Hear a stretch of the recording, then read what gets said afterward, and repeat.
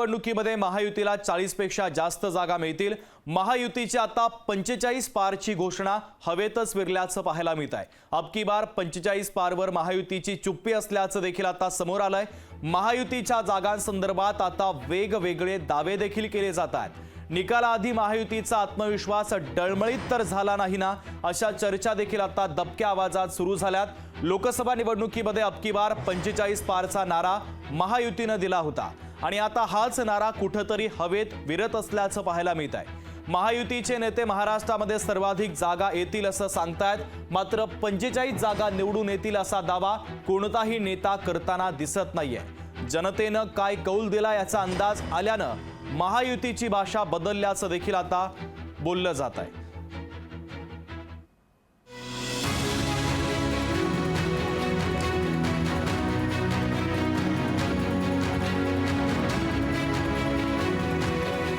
अब की बार 45 पारचा दावा हवेत विरला। महायुतीला आता घोषणेवरच नाही भरोसा। महाविकास आघाडीला निकालात चमत्काराची आशा। लोकसभा निवडणुकीपूर्वी देशात 400 पार आणि महाराष्ट्रात 45 पार अशी घोषणा महायुतीचे नेते वारंवार देत होते, पण पहिल्या 2 टप्प्यानंतर चित्र वेगानं बदललं। जे महायुतीचे नेते अब की बार 45 पारची घोषणा द्यायचे त्या घोषणा हवेत विरून गेल्या। नेते आता 45 जागांच्या ऐवजी सर्वाधिक जागा महायुती जिंकेल असा दावा करू लागले। 45 जागा जिंकू हा दावा धाडसाचा वाटू लागल्यानं महायुतीचे नेते आता 40 पारचा नारा देताना दिसतात। आमची जागेचं आता जर आम्ही पाहिलं तर सगळ्यात निवडणूक झाल्यानंतर जो आम्ही आमच्या पद्धतीने जो काही सर्वे केलेला आहे त्याच्यामध्ये आम्ही 40च्या आसपास पोहोचण्याचा प्रयत्न करतो।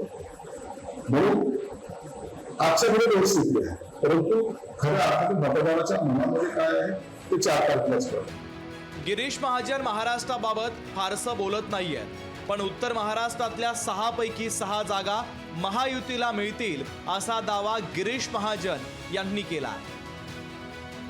6 जागा बीजेपीच्या आहेत। 6च्या 6 जागा निवडता लिहून घ्या, हे नोट करून घ्या। 6च्या 6 जागा बीजेपी सगळ्यात जास्त चांगला निकाल जो आहे राज्यामध्ये हा उत्तर महाराष्ट्र या ठिकाणी देईल।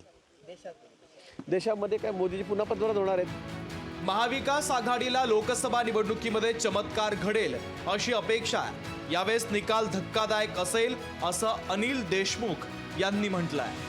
मी पहिले विदर्भाचं सांगितलं, नंतर महाराष्ट्रात सांगितलं।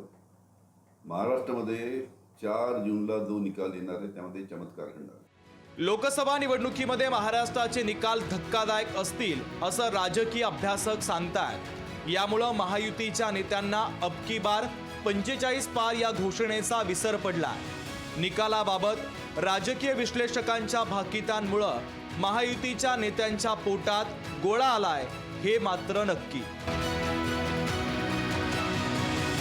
भूषण शिंदे, लोकशाही मराठी, मुंबई। लोकशाही मराठी ऐका, पहा, जागरूक रहा।